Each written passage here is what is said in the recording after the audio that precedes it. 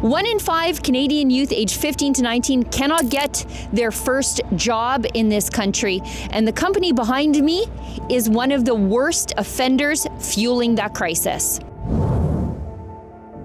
Sheila Gunn Reid for Rebel News here in Edmonton, Alberta. And right behind me are two things, one good, one bad. The first one is Tim Hortons.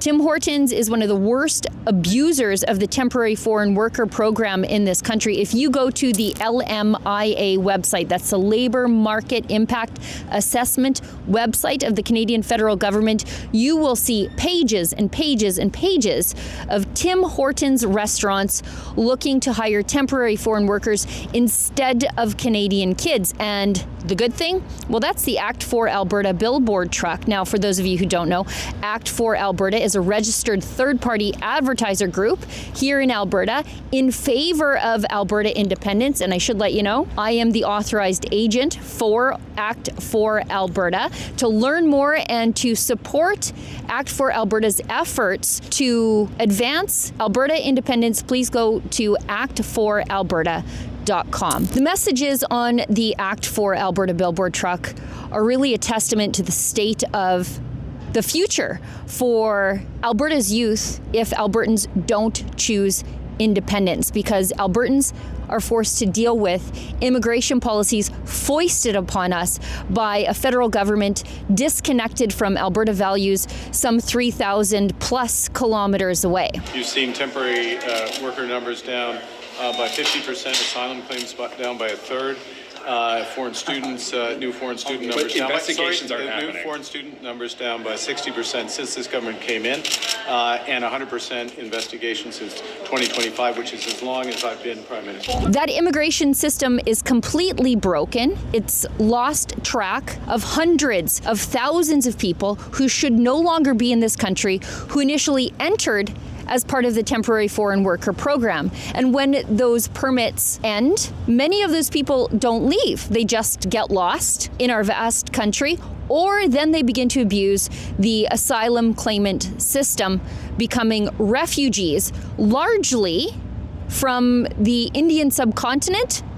And it should be noted that India is the world's largest democracy. You're not a refugee if you came here as a temporary foreign worker from India. And the failure of the immigration system and our immigration minister, who seems to have no answers every time someone asks for them from committee, is fueling a crisis of unemployment in Canada's youth. Why aren't those jobs going to Canadian workers? And why are you guys kowtowing to Tim Hortons? So lovely performance as usual, Madame. Thank you for the question. We have a letter from many Conservative members who have written to me and to Minister Haidu and to another minister of requesting those changes. In fact, pleading that they require those changes. That's right. In their province. They were pleading to end the temporary foreign worker program and replace it with a standalone program for agriculture. Absolutely not the case. No, it is. And I know for a fact. Absolutely not the case. Canadian youth face immigration rates of 13+%. And it gets even worse when you're looking at kids who are trying to get their first summer job. Kids 15 to 19 have a 20% unemployment rate in this country. Now, that's a crisis for Canadian youth right now, but it's also a crisis for the economy some 20 years from now, when we have an entire generation of people who have zero job skills because they didn't get that first job that taught them how to show up on time, interact with the public, interact with coworkers, and learn accountability that kids learn on the job. And it's more than just entry-level jobs being stolen by temporary foreign workers and a slave underclass that drives down wages. Temporary foreign workers and out-of-control immigration is driving up scarcity and thus the cost of everything else. Many Canadians cannot find a home, and if they can find a home, that home is out of price because of demand. Many Canadians cannot find a family doctor, and if they do find a family doctor, the wait times to see a family doctor or specialists are months long. And if you're suffering because of the delay in medical care becomes too long, well, then the government also has a solution for you.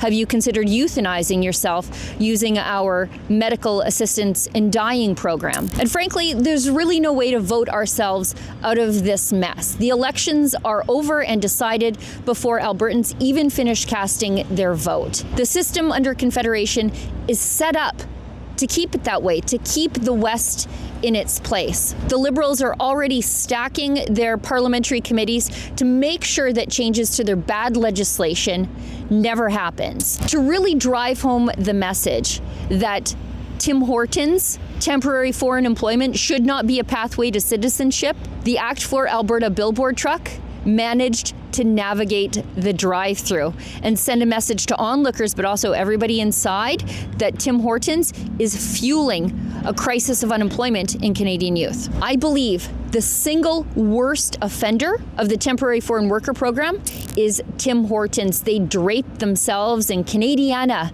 and patriotism and nostalgia while importing an underclass of temporary foreign workers that drive down wages and drive up the cost and scarcity for everything else.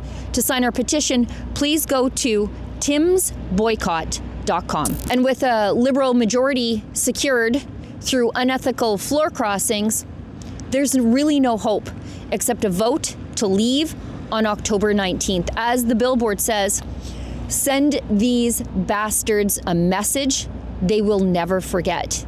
Here in Edmonton, out with the Act for Alberta billboard truck in front of the worst offender, I believe, of the temporary foreign worker program.